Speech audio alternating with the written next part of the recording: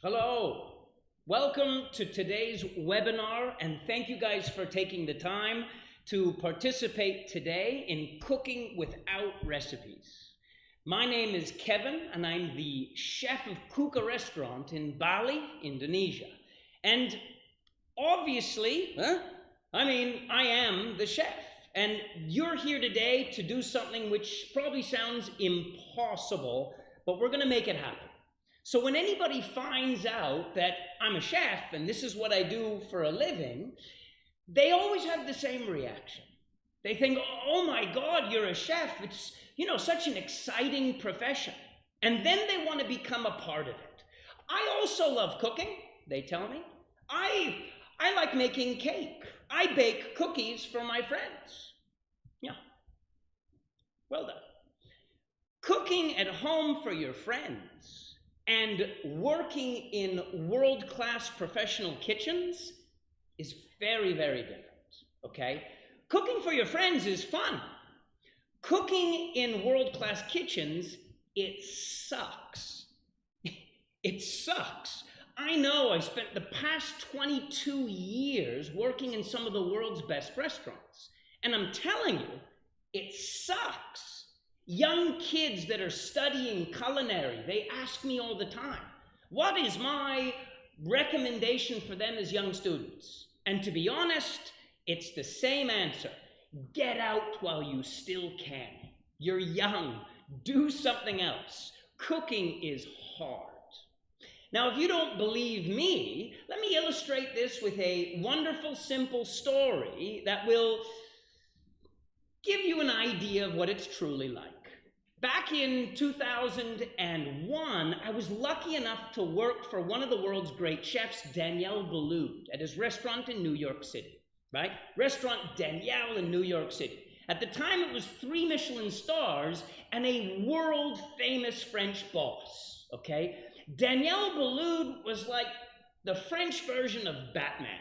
He was nowhere to be found until the moment you made a mistake, and then he was standing right behind you. Any day in this kitchen could be your last. Any single mistake would be punished by death.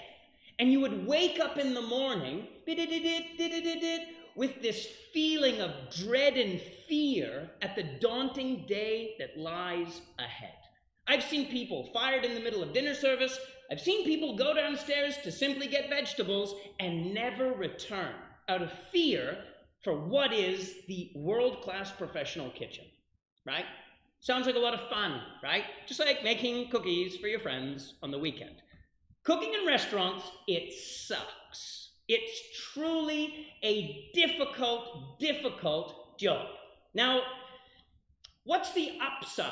Well, working in all these beautiful kitchens and learning for some of these great chefs, I loved it.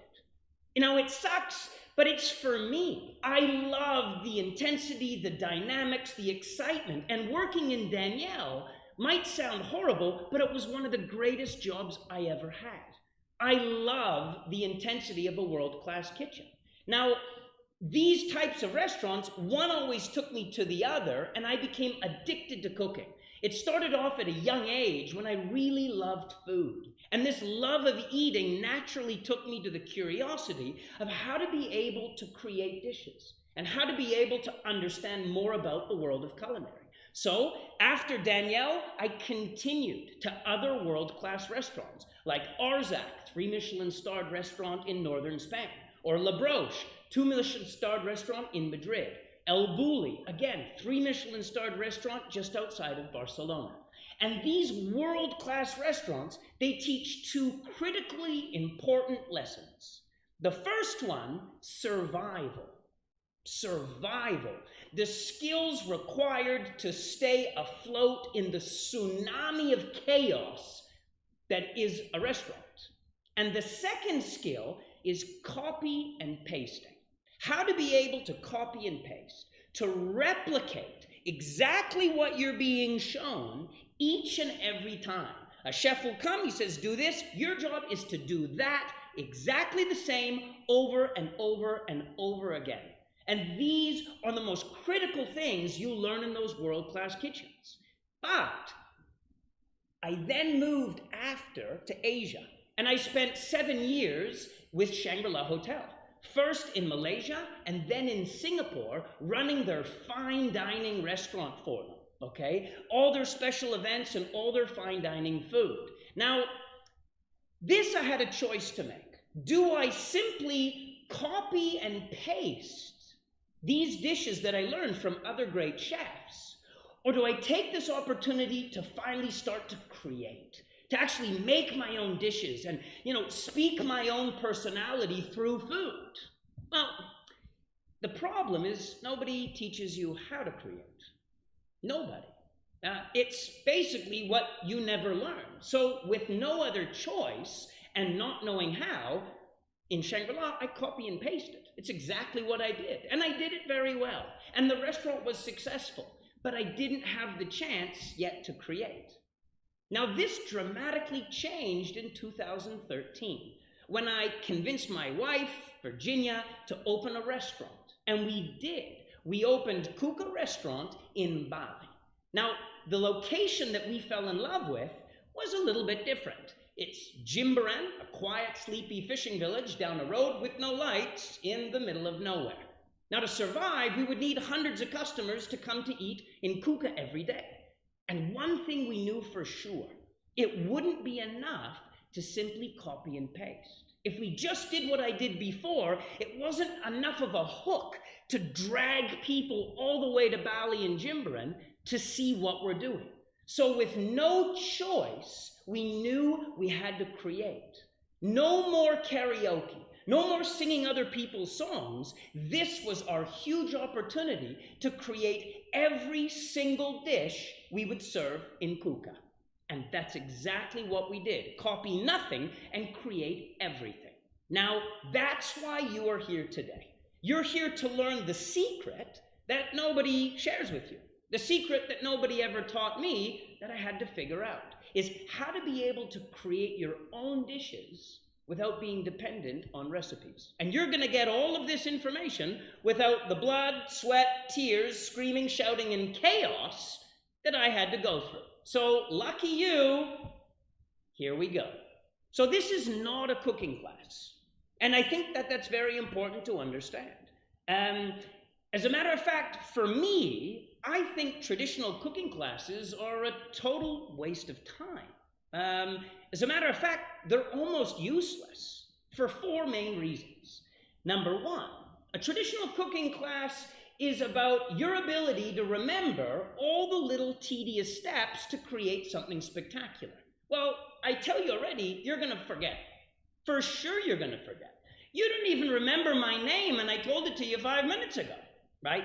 It's normal to forget. And if you forget one step in the process, do I roast the chicken before I put it into the sauce? Do I add the wine now? When do I add the flour?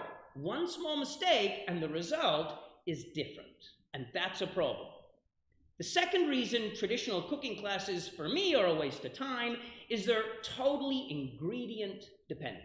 Meaning, if I show you how to make a scallop dish and I have small scallops and you have only big scallops, you have different cooking time, different result, different temperature, different product. It's simply not going to be the same. You can't substitute scallops for mussels. You can't substitute prawns for lobster. So cooking classes, if they're really specific ingredients, you're going to be lost. Third reason, cooking classes and cooking in general is based on technique and method. So that mastery of how to do something, that manual dexterity of years, okay, is what makes a great cook, like riding a bicycle. I could have fish and rice, and I could show you, how to make sushi, okay? But if you at home have the same fish and rice, and I have 20 years of experience as a Japanese master chef, you're not going to end up with sushi. You're going to make something with fish and rice, but it ain't going to be sushi, I can promise you that, right? And the last reason is this is what's normally going to happen. You're going to make something that I show you, and it's not going to turn out the same. Then your family is going to say, hey, this sucks, and you are going to blame me. Well, we can't have that. okay? I know you guys, and I know how it works, okay? So we're not going to do a traditional cooking class at all. In today's audience, you guys, there's 3 types of people. There's always 3 types of people. And I want to see if you can identify yourself in the following 3 types of people. You have what we call the outlaws. Now, you guys love eating, but you couldn't be bothered to cook at all. 0, okay? And that is, you know, you're brash, you're opinionated, you don't care at all. As a matter of fact, you don't even be wanting to watch this video right now. Somebody's probably saying you have to watch this, and you're looking at them right now thinking, yeah, that's me. Good. The second type of person are puppies.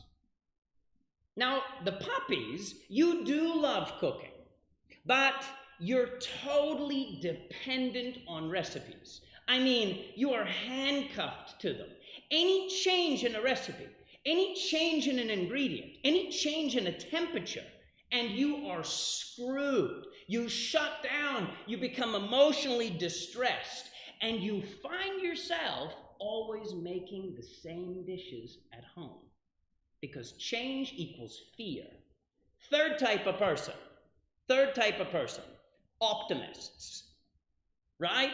You are above recipes. You couldn't be bothered. You like cooking, but you think recipes, I know better. So what the result is, you open your fridge and your pantry and you just grab ingredients and you start throwing them together, and you are part of the solution to the world's problems.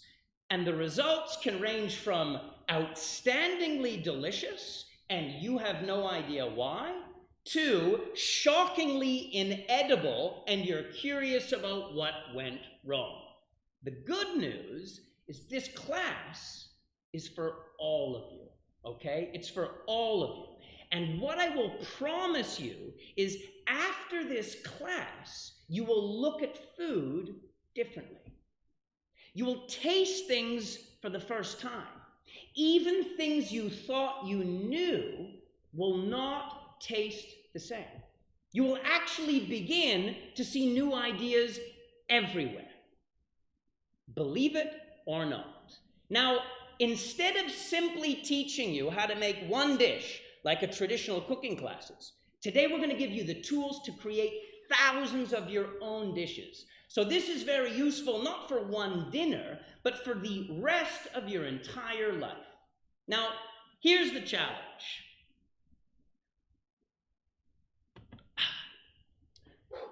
We've got 30 minutes more or less left to pack into your brain 22 years of culinary experience.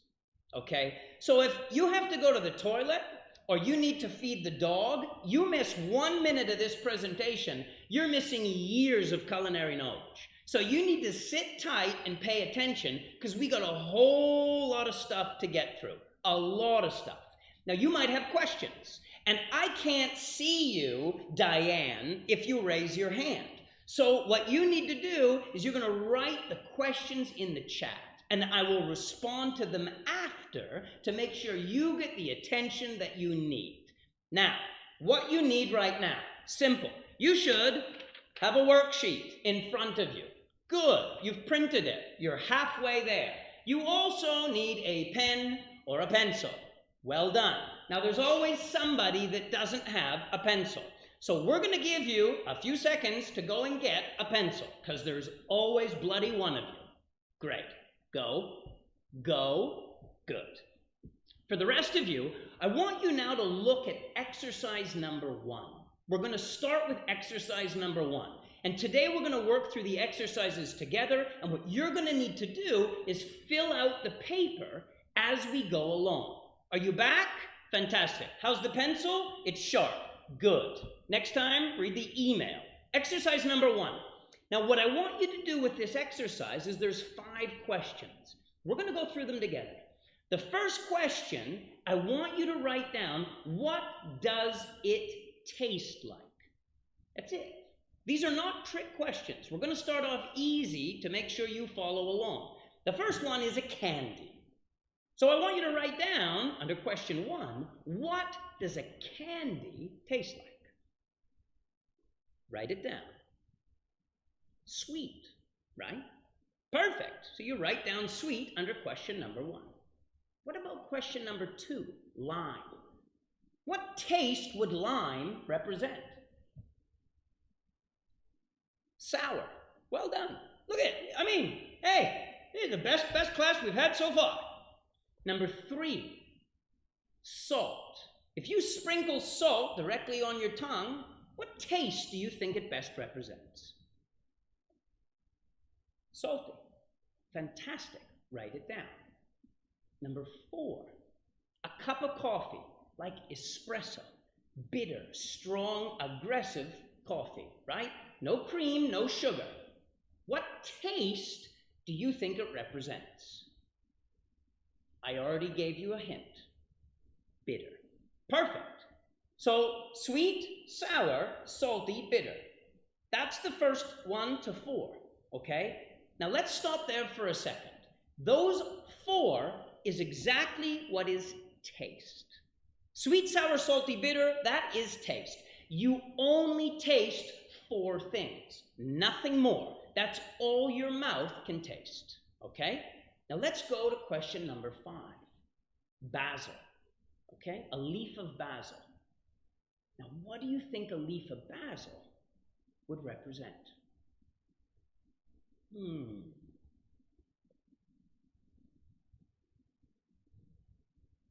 got it. Write it. Think about it. Aroma. Aroma. Okay? So basil or aroma is not part of taste. Aroma belongs to a new category, which is flavor. So there is a difference between taste and flavor, and it's very simple. Taste is 4 things: sweet, sour, salty, bitter. Once you add aroma, that's what is flavor. Taste plus aroma is flavor. Got it? Fantastic. Now, aroma is incredibly important. Incredibly important. You can taste 4 things. You can smell over 10,000 different odors. And 80% of flavor comes from smell.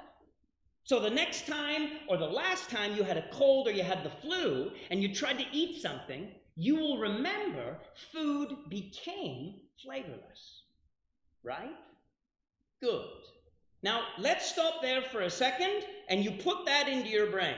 So far, very simple. Don't worry, it gets a heck of a lot harder. Now, let's move to exercise 2. Let's move to exercise 2.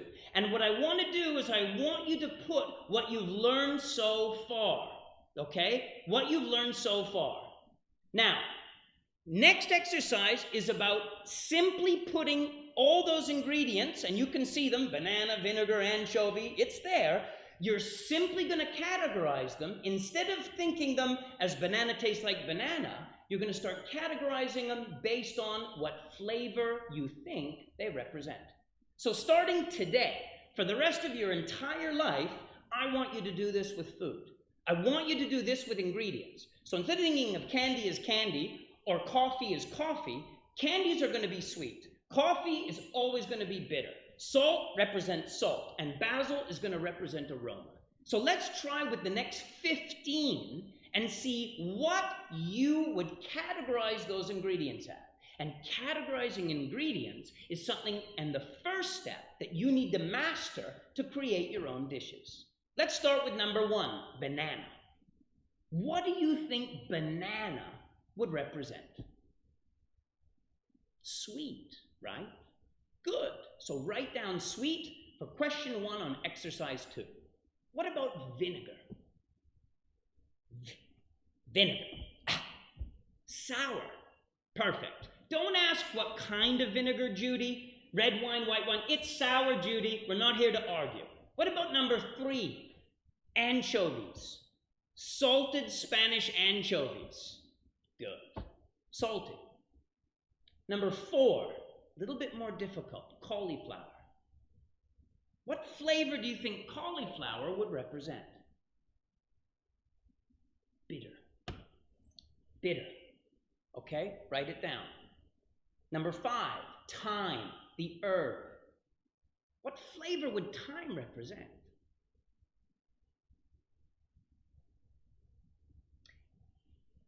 I want you to remember, if you just take time and you stick it in your face and you chew it, that's not what we're talking about. When you cook with time, you're adding a small amount into a dish and you're using it for what? Aroma. Good. So time, aroma. Question 6. What about beer? What about beer? I'm not asking if you like beer. I'm just saying, would you categorize beer? Bitter. Good. Question 7. Star anise. Star anise. Aroma. Excellent. Number 8. Cheese, like Parmesan. Salty. Great. Write it down. Number 9. Dark chocolate. Not milk chocolate, right? Like a 68, 70% chocolate bar. What would that represent? Bitter. Correct. Write it down. Number 10, soy sauce. Easy. Salty. Write it down. Good. Number 11, broccoli. Broccoli.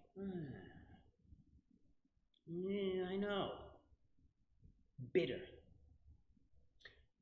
I know you want to fight it, but trust me, broccoli represents bitter. And I'll explain why later on. Number 12, caviar. Salty. Good. Number 13, cinnamon. Not eating the fresh cinnamon from the bark. Nobody does that. Aroma. Fantastic. What about number 14, leek? Leek. Bitter. Good. Bitter. And number 15, vanilla. Last question. Aroma. Okay, great. This will give you a template. Now you're going to do this mentally with every ingredient for the rest of your life with every product you find. Okay? We agree? Good. Now let me show you how to use what we've shown you so far and how you can apply this already in your daily life. So imagine you have a recipe in one of your cookbooks for lamb meatballs with pomegranate and mint, okay? And you go to the supermarket and you start looking around and you get your lamb and you go to the section of pomegranate and they don't have any pomegranate. Now the puppies, you're panicking, okay? Immediately. Outlaws, you didn't even go to the market in the first place, so now's not the time to get upset. Now, all you need to do is once you start understanding how to categorize ingredients into flavors, you simply need to select another ingredient that represents the flavor of pomegranate. And you can substitute them one for the other. What flavor does pomegranate represent? Sweet, especially if it's beautiful, ripe pomegranate. So look around the market and find anything else that's seasonal and delicious that represents sweet. What about fresh grapes? What about mandarin oranges? Easy. Done. Puppies. I'm there for you. What if they don't have mint? What if they don't have mint? Oh my God. Anything else? Rosemary, tarragon, lavender, cinnamon. No problem. Substituting one for the other is very easy to do, and it will start to take away your dependency on recipes. Are you with me so far? Fantastic. Now let's move a little bit more because you're going to be cooking and creating. The most important thing is understanding delicious, is making delicious food. Now a lot of the time you cook for your families, okay? And they're very forgiving. Anything you make, your family loves you, they'll tell you it's good. But the reality is it has to be good. And it has to always be good in a restaurant. So understanding delicious is something restaurants have mastered. And I'm going to give you a few very simple tricks so that you're able to achieve restaurant results with this class. So the first part of understanding delicious is for you to understand a little bit more about instinct, okay? Now, human beings have been on planet Earth for over 200,000 years, and survival is embedded in our DNA. It's embedded in us, okay? It's that instinct that we have used to survive for 200,000 bloody years. Now, we no longer need this survival instinct that we used to, but it's still there. And there's two flavors that the human body has always needed for survival. We are programmed to love them. automatically, okay? The first one is sweet. Now, sweet foods give us energy and will help us to strive and excel. The next one is salty foods. Salty foods are critical for our muscles and nervous system. Without salt, our body doesn't function and we die. So salt and sweet are critical. Now there's two other flavors that the human body has been taught to avoid. Two things that you must not eat if you want to continue living. One is sour. Sour has always indicated food that is spoiled, something that will make you sick, something that is rancid, something that shouldn't be consumed. And the other one is bitter. Bitter is a key indication in nature of leaves or herbs or food that contains some type of toxin or poison, and it must be avoided. Now, if you don't believe me, even though I'm wearing the uniform and I even wore my glasses today, if you don't believe me, think of children.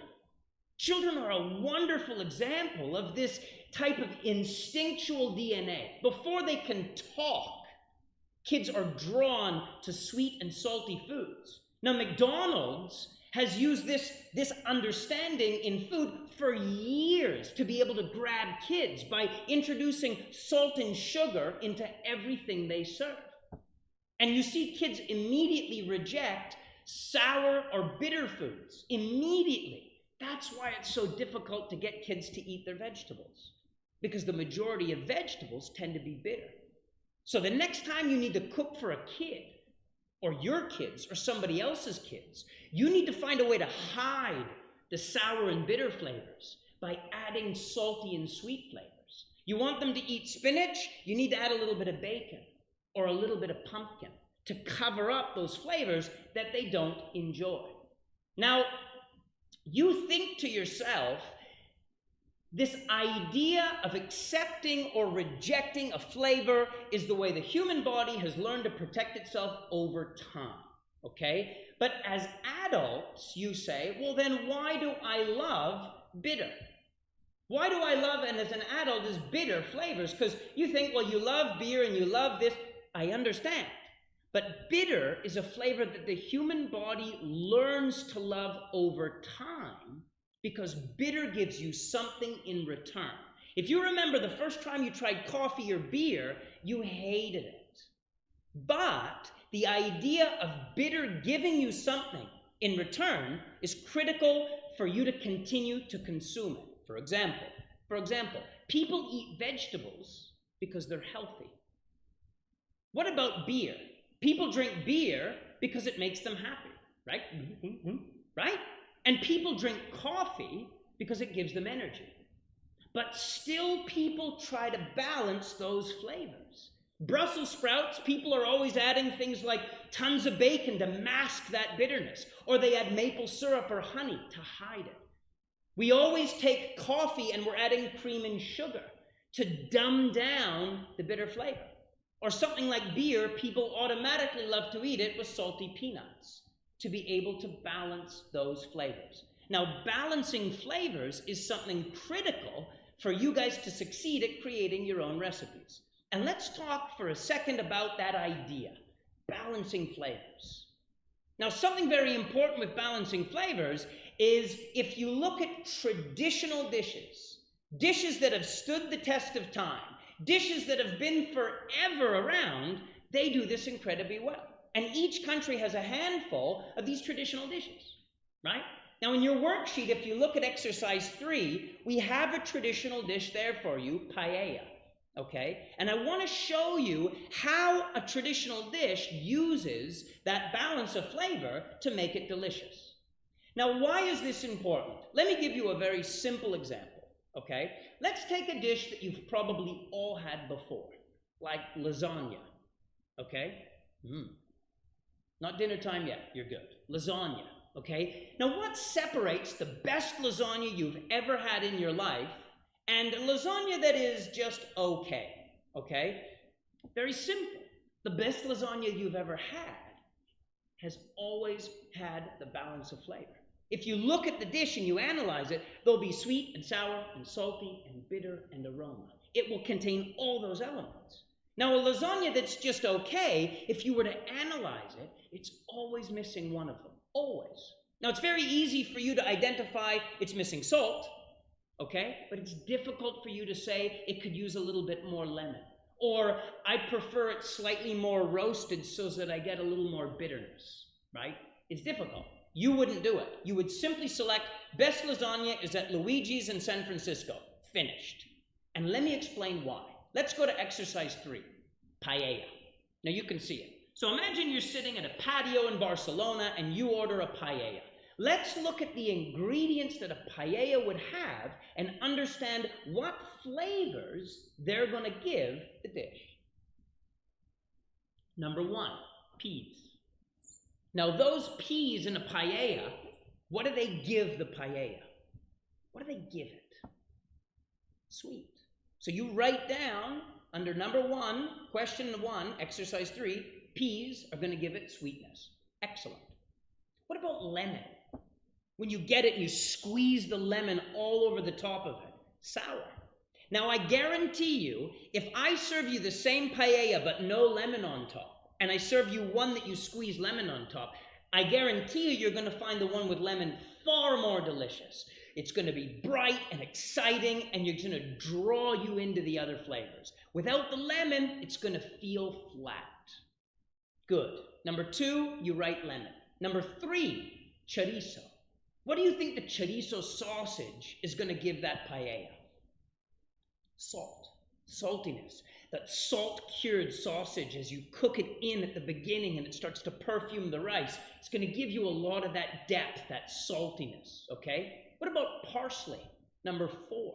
Spain doesn't use a lot of herbs, but they do use a lot of parsley. What's the reason you would use parsley or oregano? Aroma. Perfect. Very good. And last, they always use a lot of those long green peppers, okay? Green peppers. Or they love to really roast garlic a lot until it's golden nutty brown. Bitter. So even classic dishes, you can see, they always master balance of flavor. It's critical, okay? Now moving over to exercise number 4, proportions. Proportions are really important because actually when you talk about balance of flavor, there's always one dominant flavor in every dish. So you have, in exercise 4, you have a snack, an appetizer, a main course, and a dessert. Now there's always one dominant flavor. So what I'm trying to get you to understand is every dish must have sweet, sour, salty, bitter, aroma. It must, for you to find it delicious. But in those 4 categories, there's one flavor that is dominant. For example, let's start with snack. Question 1. Like a bowl of chips, or peanuts, or French fries, what would be the dominant flavor in a snack? Salt. Snacks always tend to be salty. Their goal is to get the saliva going and get you hungry and get you excited for the meal that lies ahead, okay? So snacks must be salty, dominated by salt, okay? They still need to have sour and salty and bitter and aroma, but they dominated by salt. What about an appetizer? Something like a salad or a ceviche, right? A Peruvian ceviche, right? Something bright, something exciting, not heavy. What do you think dominant flavor for an appetizer would be? Sour. Appetizers tend to be sour because they're made to be exciting and full of life, okay? That's why you have even things like a caprese salad where you still have a lot of the fresh tomatoes, which give you a wonderful acidity, right? And squeezing of lemon juice and citrus. Appetizers are bright and sour, okay? What about number 3? This one's much more difficult. Number 3, main courses. Now let me give you 2 ideas so you understand why before I give you the answer and you get upset. Main courses, not everybody when they have dinner starts with some type of snack followed by an appetizer and then a main course. They don't. Normally, people just eat a main course. And when you're literally looking at the idea of consuming a main course, they're always dominated by vegetables, and they're always dominated by roasting of meats or proteins. That's what's giving you that dominant flavor, because we're speaking specifically of nutrition. So main courses, dominant flavor, tend to be bitter, excellent. Mainly because the vegetable component, and mainly because the roasting and the cooking that goes into the proteins. And last but not least, question number 4, desserts. What do you think a dessert is going to be dominated by? Sweet. Well done. Fantastic. Sweet, of course. Now, if you don't believe me, look at a recipe for chocolate cake, and you'll notice that they add salt into a chocolate cake, right? Now you think, but why do they add salt into a cake when it's a dessert? Because you must have the sweet, the sour, the salty, and the bitter. You must have those components for it to be delicious. You must have those components for it to be delicious. And without salt, you simply feel the cake is less flavorful. Okay? Great. Now, let's move on and get to the perfect dish. Okay? We're moments away from you starting to create your own dishes and make a mess in your bloody kitchen. But there's just a few things that I need to give you. I need to give you a few tips first. Okay? So the first one that I want you to remember when we start creating dishes is I want you to remember surprise. Surprise. Food has to be exciting and surprising. It cannot be boring, okay? Now, this is a great way that you're going to start cooking today. This is a different way of cooking that I, over years, have understood is a huge secret to creating delicious food, okay? Now, there's 2 ways to build food, in my opinion. One is European, the way Europeans cook, the way the French cook, for example, okay? And the other is way more the way you'd cook in Asia, places like Thailand, the way dishes are traditionally assembled and built, and they're drastically different. To show you the difference, I'm going to make the same dish, pumpkin soup, in 2 totally different ways with the same ingredients. Ingredients, we're going to use pumpkin, garlic, bacon, apple, and rosemary in both dishes. But we're just going to change the technique and how the dish is made. So let's talk first about pumpkin soup, the way it would be made in France. First step, big hat, mustache, sophistication, big pot, right? And what you're going to do is you're going to start roasting the bacon. It's going to render its fat, salty. Then you're going to add in the garlic, and you're going to cook it until nutty brown, bitter. You're then going to add water and pumpkin and bring it up to a boil, right? Sweet. You're then going to add in apple, sour, and cook it until everything becomes tender. You would blend it, pour it into a bowl, and you do a dollop of whipped cream on the top. Okay? Delicious soup. Delicious soup. This is the way pumpkin soup, if you Google online, has been served for years. Now, when you eat this pumpkin soup, right, the first mouthful, it's delicious. It's truly delicious. But the second mouthful and the third and the fourth and the fifth are the same as the first. The soup starts to become incredibly boring and repetitive. It starts to become the same mouthful every single time. And after 4 or 5 mouthfuls, actually, you're done. You're totally done. So number 1, the French way of making it, it's boring. And number 2, the French way of making it, you've got to be a master. How much bacon, how much pumpkin, exactly the amount of water. Not too much garlic, not too much rosemary. You've got to be a scientist, like a witch, to get this wonderful balance of flavor. That's learned through years of practice in cooking. That's difficult. Nobody can teach you that in a short period of time. Nobody. And if you try to cook like that, you're going to fail every time. So why try? Let's do it totally differently. I want you to try to do it the way I'm going to explain, which I call the way Asian style, okay? Now, same soup, But what we're going to do this time, instead of focusing on making this magical pot of perfection, we're going to simply look at each ingredient and maximize its flavor that we want to achieve. One for sweet, one for sour, one for salty, one for bitter, one for aroma. And we're going to make it super simple. Number one, sweet. We're going to roast pumpkin in the oven until it's like this wonderful sweet caramel. We're going to drop it into the water, boil, and puree it. So we've got sweet, delicious soup, but nothing else, sweet. And we pour that into a bowl. Wait. Then we're going to put the rest of the garnishes, the rest of the ingredients, we're going to put them on top. No skill needed, no cooking, no time, no education, no big hat, no mustache, just a little bit of thought. And what we're going to do is, the first thing we're going to do is we're going to cook the bacon until it's a little bit crispy and it's salty and it's delicious, and we're going to sprinkle the bacon on top. And maybe we take a little spoon of that bacon fat and that gets drizzled around the bowl. Second, we're going to roast those garlic, sliced garlic, roasted until it's golden and nutty, bitter brown. Okay? And we're going to sprinkle the crispy pieces of bitter garlic on top. Then we're going to take the green apple and we're going to slice it, and we're going to put the slices of green apple, sour, on top.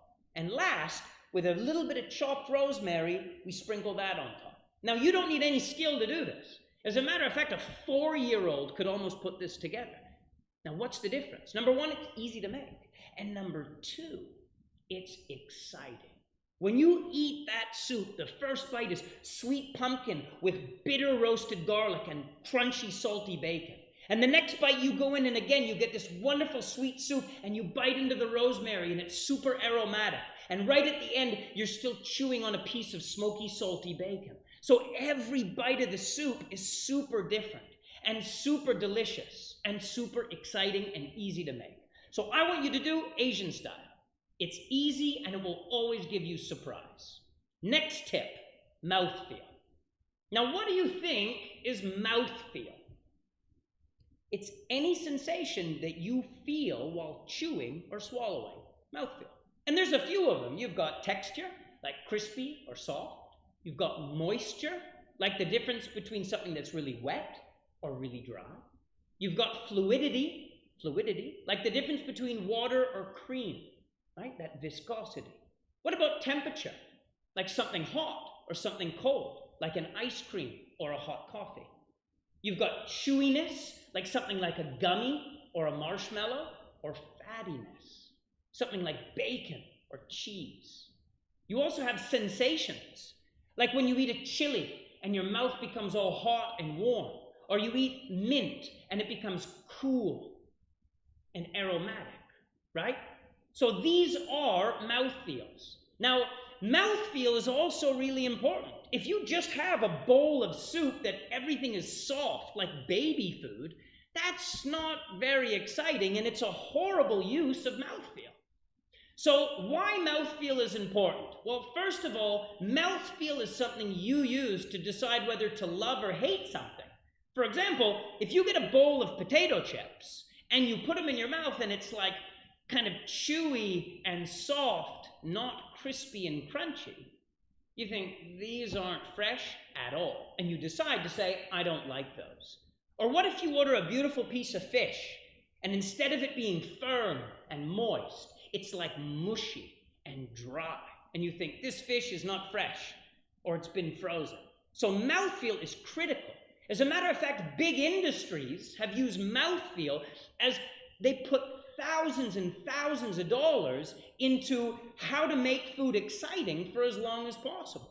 Like cereal companies like Kellogg's. If you look back 10 years, right, you pour a bowl of cereal in 1 minute, your cereal's soggy. Today, you pull a bowl of cereal, and that cereal in 5 minutes is still crispy. It's still exciting. It's still delicious. So you can see that mouthfeel is critical, and I want you to consider this when we start building our own dishes, because it's very important, okay? Now, last thing you need to know before we start creating our own recipes. Now, there's 2 more categories that we haven't talked about. Only 2 more, and then I'm going to show you how to use them. The first one is fillers. Fillers. Okay, carbohydrates. Now, every country has a carbohydrate. Every country. France has bread. Okay, America has potatoes, right? China, Asia has rice. Italy has pasta. Every country has a carbohydrate filler. And these are very important because it's a cheap, inexpensive way to fill you up. And they must be part of their own category. You can't say fillers are sweet or sour or salty or bitter, because fillers are flavor carriers. They have no flavor of their own. Nobody eating the paella from the previous exercise says, I really found the fragrance of the rice to be delicious. No. What you find delicious about the rice is its ability to absorb the stalk and deliver the flavor of the stalk within the rice. So fillers need to be their own category. Okay? Last category that you need to know, and we will explain it in a minute. Proteins. Where does fish go? What about seafood or poultry or beef or pork? Where do we put them? Well, you can't put them under sweet, sour, salty, bitter, or aroma. You can't. They must have their own category. And we're going to categorize them as proteins. Very simple, okay? Fillers and proteins. Now, what's interesting, and we will explain it exactly how to use them in a minute. But for now, let's just take a deep breath, because you're almost there. You are almost there. Or I'm almost there. Now we're going to start creating our own dishes. So all of this effort is finally there, right? We're here, okay? Now, exercise number 5, you can see it on the bottom left of your page. There's a big exclamation point that says, very important, because it is. Now, you don't need to do anything with exercise 5. Nothing. It's there for you to refer to, because this is your cheat sheet, like in high school where you write it on your hand when you're trying to do a test. This is what you need to be able to create all your own recipes. So the reason it's there is for you to refer to, okay? Now, what I want to do is I want to review that cheat sheet with you so you understand it, and then we're going to start creating dishes. So let's look at exercise 5. These are the steps, the 5 steps that you need to do to be able to get rid of the cookbooks and forget about copying and focus entirely on creating your own recipes. Step number 1, you need to decide what you want to make. A snack, an appetizer, a main course, or a dessert. Totally up to you. Step 1, what do you want to make? That's it. Step 2, select a protein if you'd like. Now, the protein is not compulsory. You don't need a protein for the dish to be delicious. Select a protein if you want, okay? Now, if you're celebrating Thanksgiving and you're a Christian, you might want to add a turkey. If you're a vegetarian, you can skip it entirely or add something like tofu or tempeh. If you're, I don't know, if your friends are coming over and everyone loves beef, you want to choose beef, okay? But not compulsory. So for question 2, the second step, select a protein if you want. Step number 3, select a filler if you want. So step number 2 and 3 are not compulsory. You can select it if you want, or you can skip it, okay? So select a filler if you want. So you can select potatoes or rice or pasta, whatever you want. Now, if you're running a marathon on Sunday, maybe you want to select pasta because you need the energy. If you're trying to trim up for that summer bikini, maybe you skip the carbohydrate. So this will allow you also to be flexible with how you're cooking and also be able to tailor your dishes for the people that are coming. Okay? Good. Now, next step, step number 4. This is probably the most important step in the entire exercise. And it's slightly more challenging, but it's still very simple. What you need to do is you need to select one ingredient that represents each flavor. So step number 4, you need to select one ingredient for sweet, one ingredient for sour, one ingredient for salty, one ingredient for bitter, and one ingredient for aroma. That's it. You simply select the ingredients. Okay? That's it. Done. Step number 5, you need to go back to those ingredients, the sweet one, the sour one, the salty one, and you need to select a cooking method. What the hell are you going to do with this ingredient? Okay? So if you decide to select lemon for the sour ingredient, you have to think, what are you going to do with the lemon? Okay? It's very important. Now, let's get to the actual exercise. Okay? Now you've got exercise number 6. Normally, if we're all together, we would do this together. I would choose you, Pedro, and you'd say, boop, and I would write that down, and we would create a dish together. Now, we're not together. So what I'm going to do is I'm going to do the first exercise, number 6, and I'm going to go slowly, and I'm going to show you how simple this is and how easy it is and how exactly it works. Okay? So this is what we're going to do. Step number 1, decide what I want to make. So it is 6 o'clock, I finished work, I'm hungry, I don't want to mess about, main course. Main course. So I want you to write down in exercise 6, what do I want to make? You write main course. Perfect.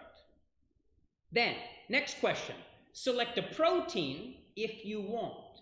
Now, I want. I know today at Jimbaran Market, just beside the restaurant in Bali, it's an easy walk on the beach, a great option before or after dinner when dining in Cuca restaurant. I know they have amazing prawns, okay? I saw them this morning. So what I would do is I would select prawns for my protein, okay? So under protein, you're going to write prawns. Question 3, select a filler if you want, okay? Now for the filler, super simple, I'm going to select baby potatoes because I know I have them at home. I buy them every week, okay? Baby potatoes. They're less heavy in carbohydrates and they don't have the same sugar content as a large potato. So I'm going to select baby potatoes, so you're going to write down baby potatoes under question 3. Now, step number 4.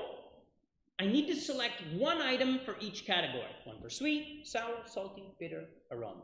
Okay? Now for sweet, pineapple. So I want you to write down pineapple. Under sour, yogurt. Yogurt's super good for you, right? Full of lactobacillus bacteria, very healthy, love it. Yogurt. Under salty, I want you to write fish sauce. I've got it in my pantry, it's always there, let's use it. Fish sauce. Adding bitter, let's make it easy, let's do peanuts, right? We talked about them before, peanuts. So you're going to write peanuts under bitter. And the last one, aroma. Now, rather than just saying basil or rosemary, I want to give you a tip of how you can be more creative. What about smoke?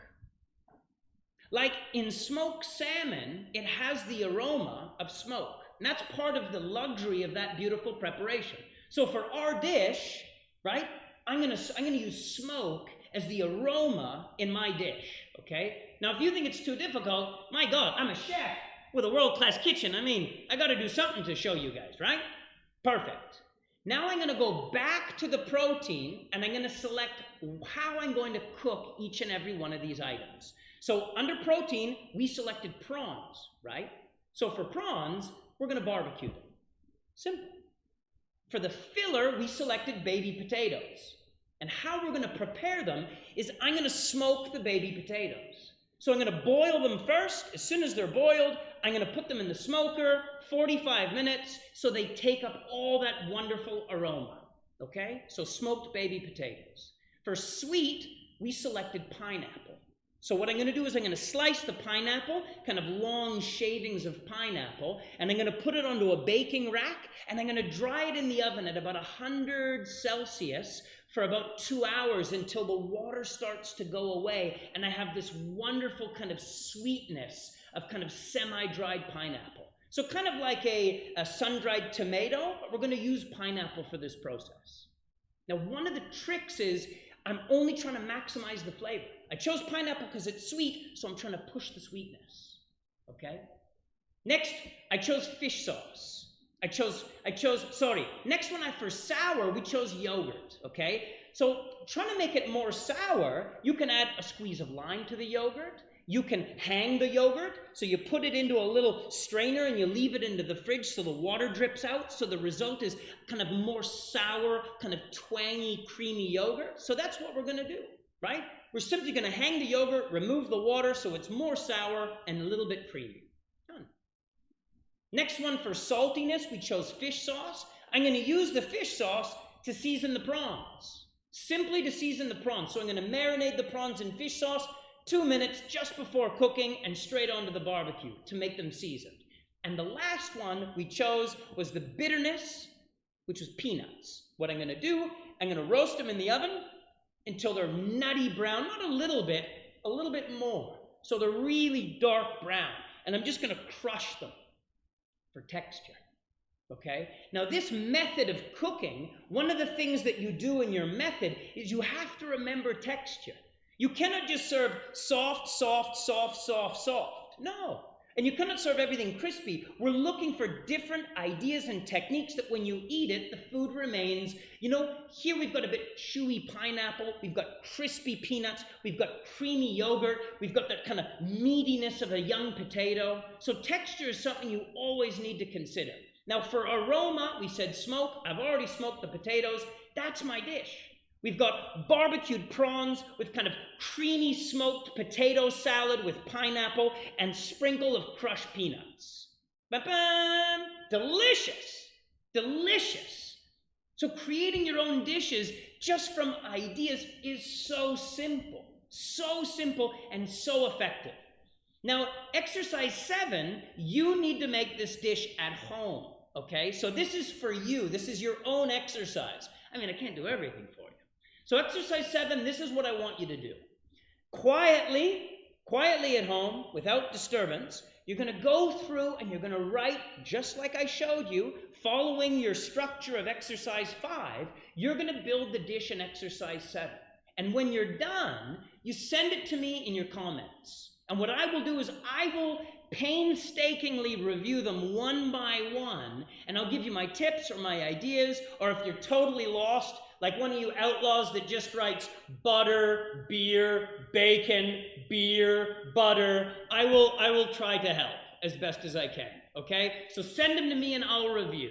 Now, that's the end of the class, right? We promised you in under an hour that we could, number 1, teach you how to understand flavors and tastes. We've done that. We also promised that you're going to be able to create your own recipes, your own dishes without being bound by recipes. We promised, we delivered, under an hour, right?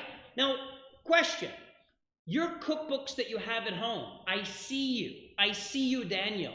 You're like, what do I do with all my cookbooks? It's okay. Your cookbooks are a critical tool. I've got hundreds of cookbooks at home, but I don't use them to depend on their recipes. I use them to understand not what to cook, but how to cook, how to grill, how to bake, how to broil, how to saute, how to do beautiful culinary techniques so that you become better. You can master those certain techniques. Also, I use them for inspiration for ingredients. So if somebody says, I love this wonderful lamb, I think, lamb, good idea. Let's do lamb, right? So I use them for inspiration.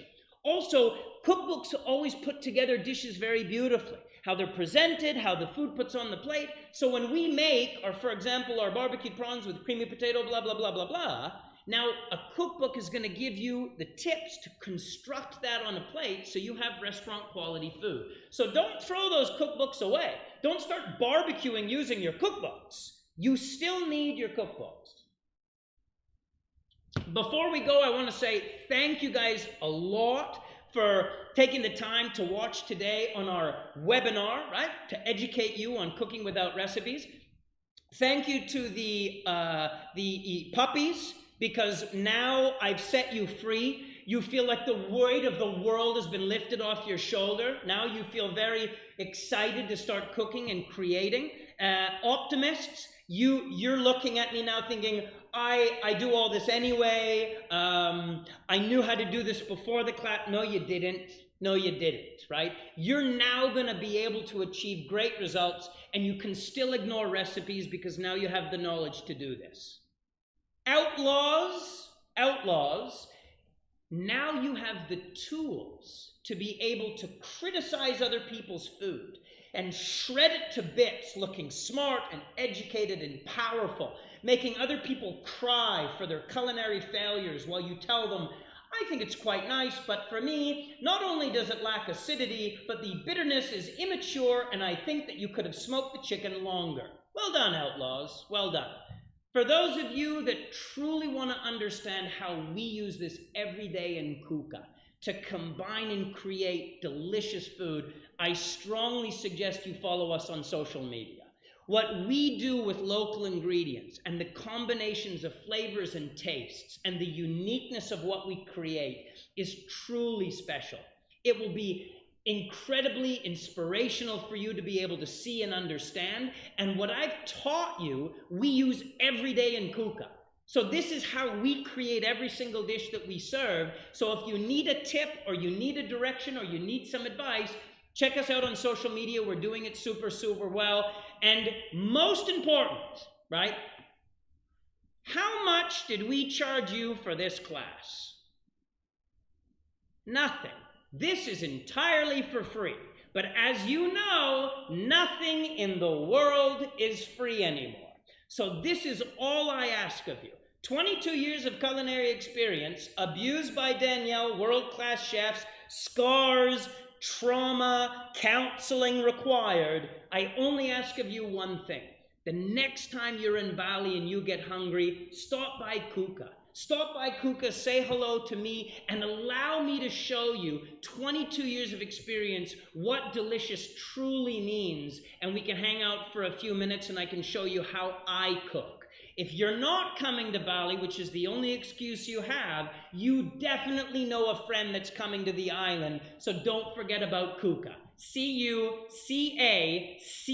in Bali. Now we're going to jump to the portion of our live chat, and we're going to answer the pending culinary questions that you may have. George.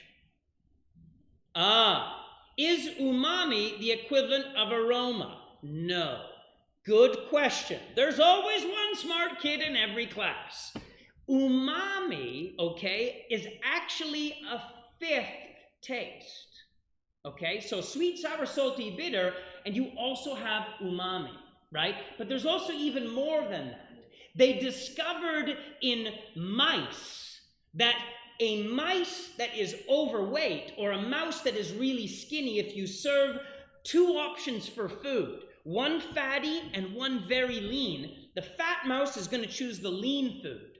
And the skinny mouse is always going to choose the fatty food to be able to regulate its body mass. So scientists are working now on understanding how our body understands and perceives flavors every day. So fat is a new category, and umami is also a new category. The reason we don't talk about umami in our class is the minute I start speaking of umami, which is in mushrooms, in beef, in tomatoes, naturally occurring in many foods, this is what happens. I start to explain the first four elements, I add aroma, I add umami, and 90% of the class goes, and their brain explodes, they mentally shut down, and they go for alcohol immediately. So it just starts to make the class really heavy. So if you wanted to use umami and you understand about umami, what I would do is I would select ingredients in your cooking, like miso to represent salt, so you can increase the umami content of your dish, same way you would play with texture. We have one more question, I believe. I have not received it. Maybe it's coming. Spicy. What about spicy? Yeah, listen, spicy is part of mouthfeel.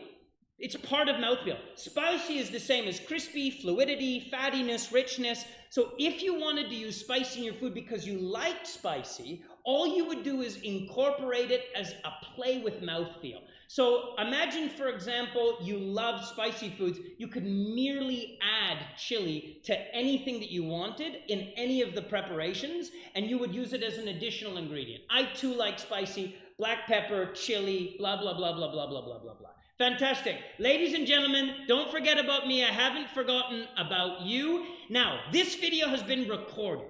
So if you had to feed the dog, or you did have to get up to go to the toilet, you can rewatch any part of this so that you're able to catch up on what you had missed. Comments, anything that we forgot to get to, maybe you're sending me things right now, please do write comments below and we will get back to you with anything you need. See you in Bali. Share our video. Don't be selfish. You have friends, now you're a master, right? Now you're super good at cooking. Don't be selfish with that information. Pass it on. Cuca restaurant, coronavirus, the world is quiet. We need you when we get back to normal. Thanks from Cuca. Adios.